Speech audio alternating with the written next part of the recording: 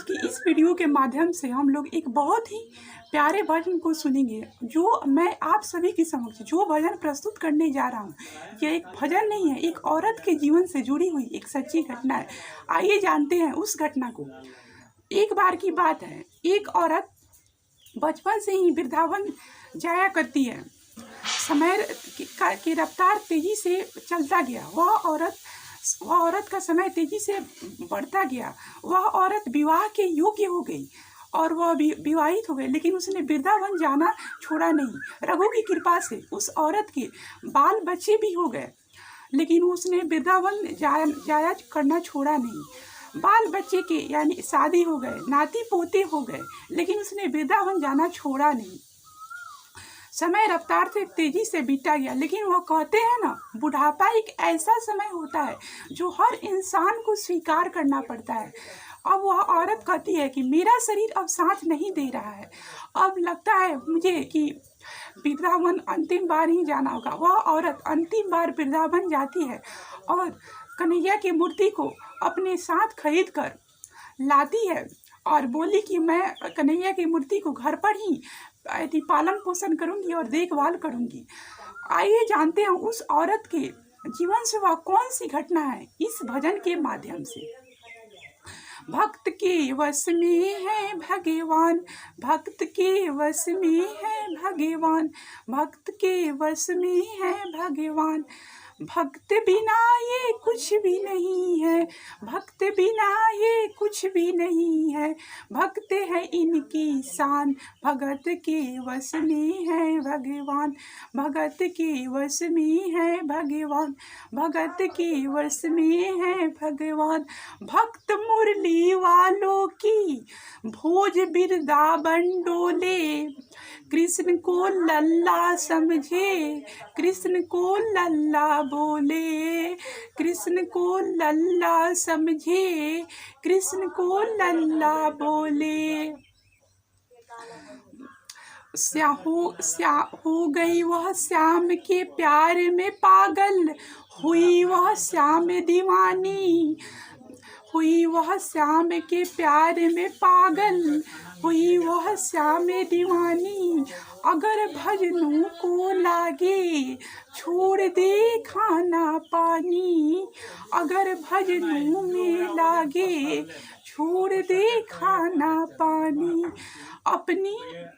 अपनी पुत्र के समान वह कन्हैया का ध्यान रखती। भक्त के वश में है भगवान, भाव के भूखे हैं भगवान, भक्त के वश में है भगवान, भाव के भूखे हैं भगवान।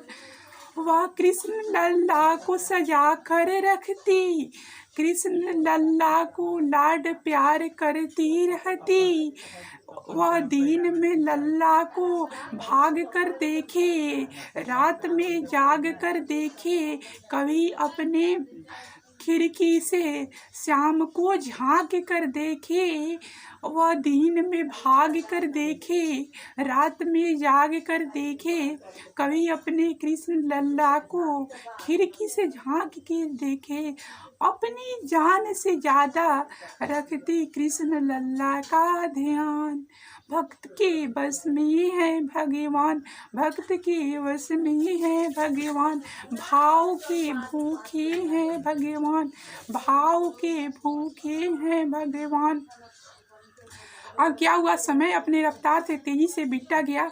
जन्माष्टमी का समय आ गया तो उस औरत का उस दिन तबीयत जो था बहुत ही अधिक खराब था। उस औरत से बिस्तर पर से उठा नहीं जा रहा था। उस औरत ने अपने बहू से बोला, बहू आज जन्माष्टमी का त्यौहार है, तुम कृष्ण लल्ला की मूर्ति को नहलाकर लाल चंदन लगाकर और नए वस्त्र ग्रहण करा दो। उस औरत ने अपने माँ जी से बोला, माँ जी मैं अभी कंप्यूटर पे काम कर रही हूँ, 3 घंटे जब बीत जाएंगे तो मेरा काम खत्म हो जाएगा, तब मैं ये काम कर दूंगी। तो उस औरत ने अपने बहू से बोला, नहीं बहू, प्रतिदिन हम लोगों के घर में सबसे पहले कृष्ण लल्ला की मूर्ति का ही ध्यान रखा जाता है और उन्हीं का मतलब सबसे पहले कामकाज किया जाता है। तो उस औरत को अपने माँ जी के बात पर बहुत ही गुस्सा आ गया और वह औरत आई और कृष्ण लल्ला की मूर्ति को हाथ में उठा ली। अचानक हुआ क्या हुआ, वह मूर्ति उसके हाथ से छूट गई और मूर्ति अचानक से धरती पर गिर गई। अब क्या हुआ, उस औरत को मूर्ति जो मतलब कृष्ण लल्ला की जो मूर्ति थी वह नीचे गिरी, उसका आवाज़ सुनाई दे दिया।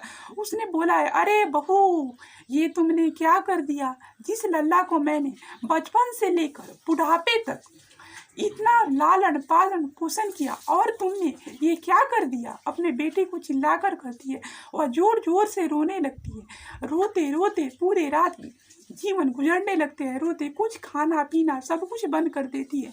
उसके घर के लोग सभी आश्चर्यचकित हो जाते हैं, ये क्या हो गया। वह औरत को रोते रोते मतलब ऐसा हो जाता है कि वह औरत मतलब अब मरने की कगार पर आ जाती है। देखिए, इस भजन के माध्यम से हमें ये शिक्षा मिलती है कि जो भगवान होते हैं वह भाव के भूखे होते हैं। आप भगवान से प्रेम कितना करते हैं यह बात निर्भर करता है। तो हमें भगवान से अधिक प्रेम करना चाहिए। भाव के भूखे हैं।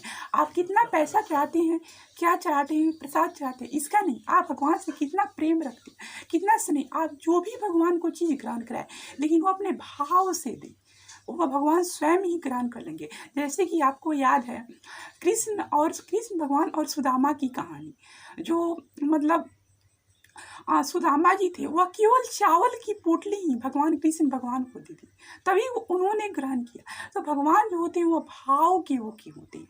ठीक है, आपसे मैं ये प्रार्थना करता हूँ कि जो ये मेरा चैनल है करियर डेवलपमेंट, आप इसको अधिक से अधिक सब्सक्राइब करें और लाइक करें, शेयर करें। Thank you. जय हिंद, जय भारत, धन्यवाद। आपको मैं अगली वीडियो में मिलूंगा। आप लोगों से प्रार्थना है कि आप लोगों की कृपा से मेरा चैनल जल्द से जल्द मोनेटाइज हो, जिससे कि मैं आपको और अच्छे भजन के साथ साथ अच्छी शिक्षा दे पाऊँ देश के ऊपर। Thank you. I have a nice day.